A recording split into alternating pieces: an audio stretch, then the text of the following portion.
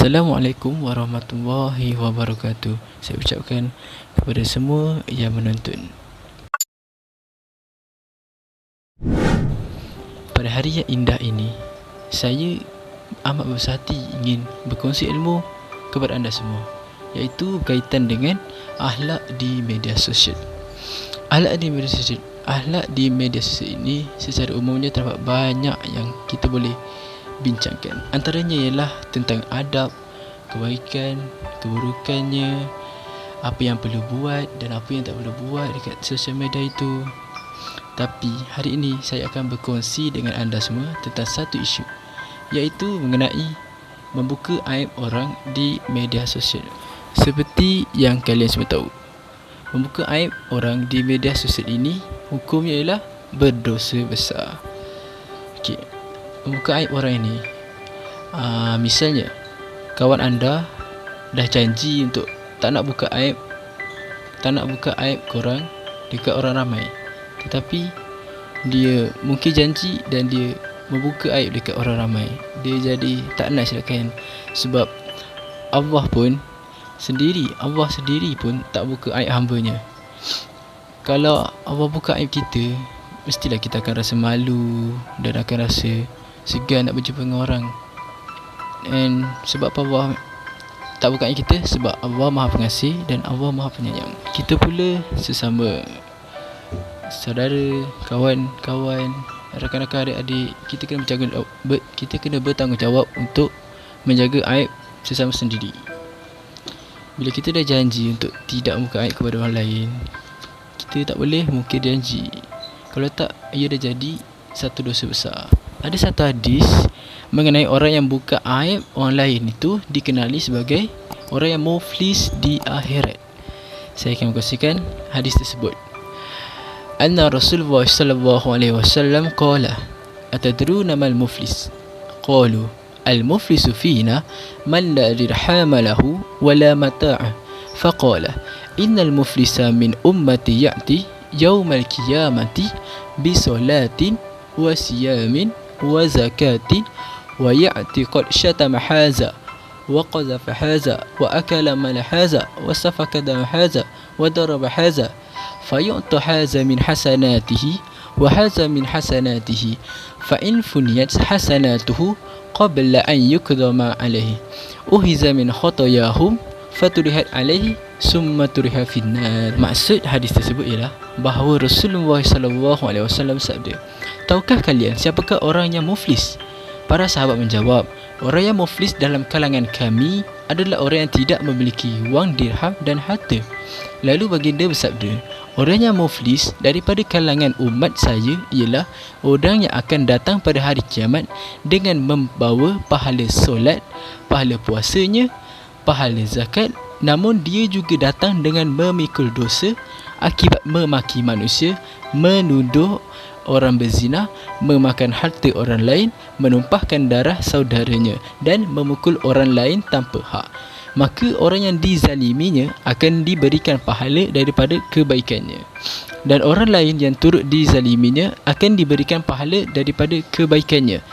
Jika segala kebaikannya telah habis sebelum dia selesai dibicarakan, maka diambil dosa-dosa mereka, yakni orang yang dizaliminya, lalu dipikulkan ke atasnya, kemudian dia dicampakkan ke dalam neraka. So, apa yang kita boleh dapat daripada hadis ni ialah Rasulullah tanya, tahukah kalian siapakah orang muflis itu? Para sahabat menjawab, orang muflis itu ialah orang yang tak ada harta dan tak ada duit lah kan. Lalu baginda cakap, orang yang muflis daripada kalangan umatku di hari akhirat ialah orang yang datang pada hari kiamat, dia bawa solat, dia bawa pahala solat, bawa pahala puasa, bawa pahala zakat, tapi dia juga datang dengan memikul dosa. Sebab mikul dosa maki dia, dosa tuduh orang zina, dosa makan harta orang lain, dosa tumpahkan darah saudaranya, dosa pukul orang lain tanpa hak.